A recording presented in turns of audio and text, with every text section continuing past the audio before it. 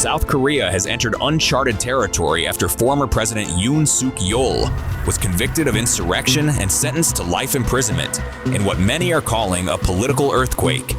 The verdict follows his controversial declaration of martial law in December 2024. This move's triggered mass protests, parliamentary resistance, and the most serious constitutional crisis the country has faced in decades. For supporters, the ruling is shocking. For critics, it is a long-awaited reckoning.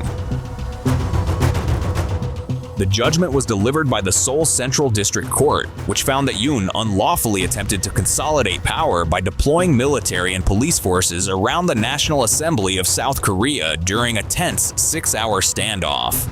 Prosecutors argued that the operation was designed to intimidate lawmakers and override legislative authority.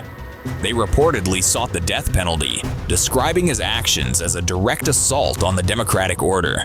The court instead imposed life imprisonment, noting the gravity of the offense, but also the absence of fatalities.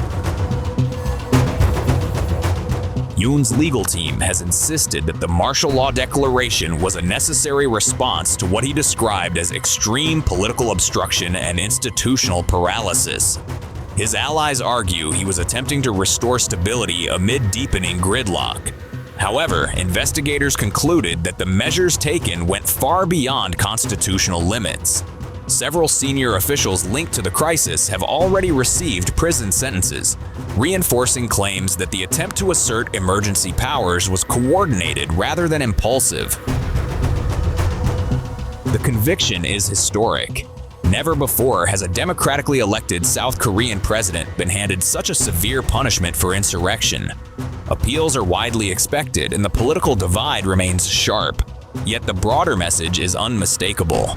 In South Korea's evolving democracy, even the highest office holder can be held accountable under the rule of law.